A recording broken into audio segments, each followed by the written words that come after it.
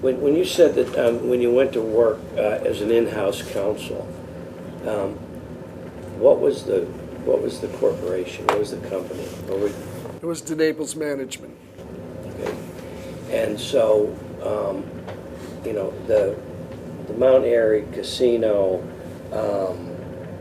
the investigation, the last one of the senior Mr. DeNaples, a lot of controversy about that. Is that going to, where do you think that's going to affect your campaign at all? Is it going to affect my campaign and my campaigning style? No. Is the opposition going to bring it up? Of course they are. So what do you think they're, and we don't know, I don't know, maybe somebody here to, what do you think they're going to say and what are you going to say? Do we get a chance to hear what you think is going to be said and how you're going to respond? Well, they're saying it already. If you see the interesting concept. We'll only read the Times later here. Okay. All right. Well, let me tell you what I've been reading. First of all, I did no work for the casino. That's not my area of expertise. There were attorneys that worked on that, and I had nothing to do with that. But be that as it may, let me first qualify something that I've been qualifying since day one. My opponents announced that they were running before I did. We heard nothing about it. The day I announced, that night, the DCCC, the Democrat Congressional Committee, came out after me. Now, that told me two things. They're concerned about me getting the nomination and having the ability to take Mr. Carney out, and that they were hoping to drive a wedge to the point where I may be able to get knocked out in the primary because they would rather run Mr. Carney against the other two gentlemen that are running. And I felt rather flattered over why did you choose me instead of coming out after all three of us. Well, you don't have to be a rocket scientist to figure that one out, and I'm not being condescending, that's just a fact. But here's what I tell people. I think they gave me, it was a rather amusing title, Tommy Casino Marino. But you know something? I can guarantee you this in spades. Look, I'm a street fighter. I spent summers in Buffalo, New York, and with my family, and I know what it's like to defend yourself. So I would bet the farm that the guy who came up with that wouldn't have the backbone to say it to my eyes, number one. But here's what I'm telling people. Mr. DeNaples has been a friend of mine since the 90s. He's a few years older than I am, but he's still a friend. He's never asked me for anything. He's never asked me to do anything special or illegal or immoral or unethical.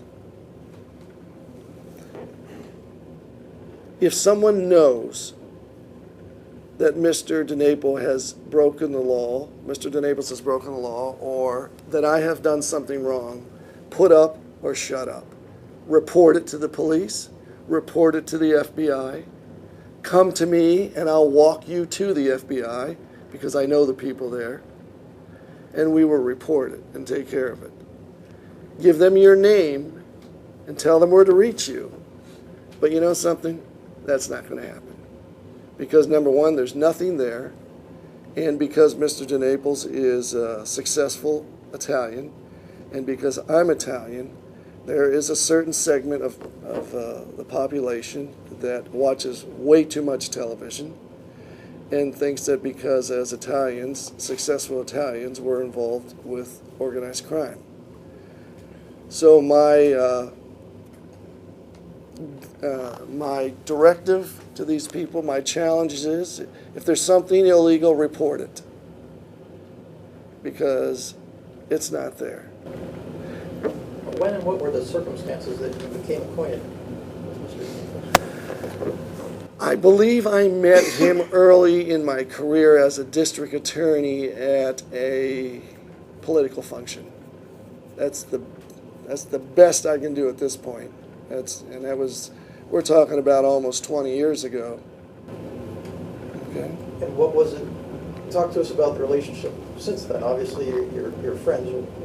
What were the issues that brought you together? What did you talk about? Because geography, I think, kind of separates you to some extent, but obviously...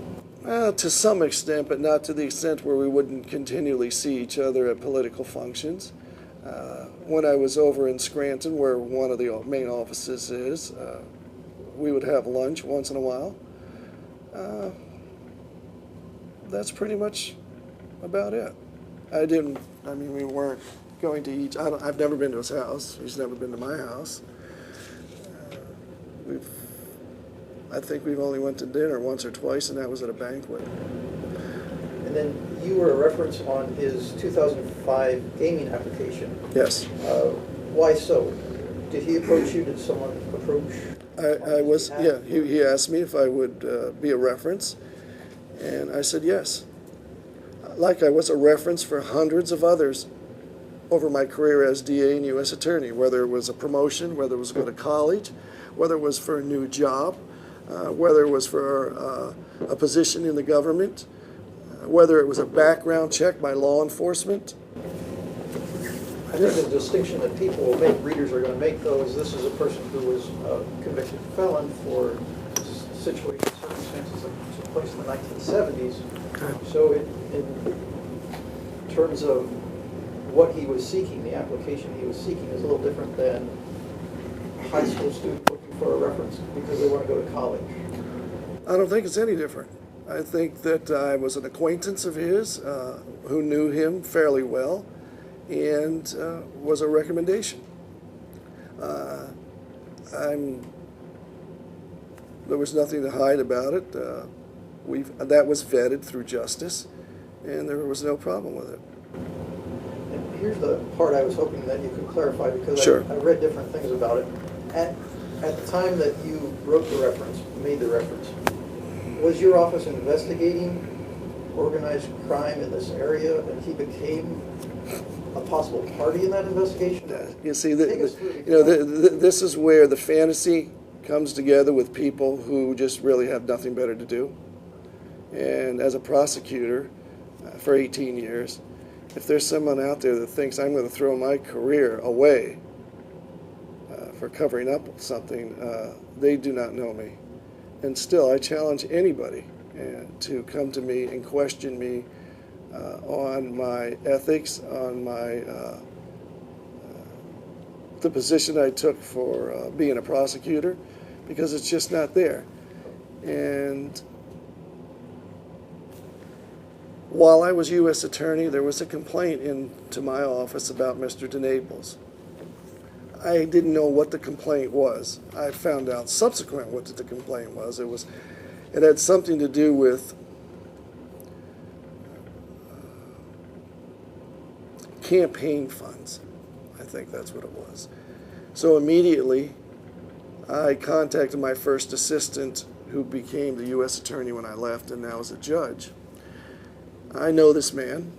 We have to recuse ourselves. The forms and the emails were sent off to Washington, and it was even suggested, well,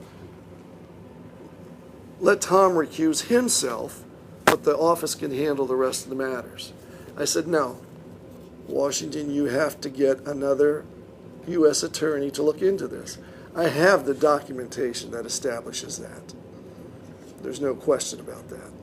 And if they don't believe the documentation, then they can call the Justice Department. And so finally the Justice Department said, yes, you're right, the whole office should be recused.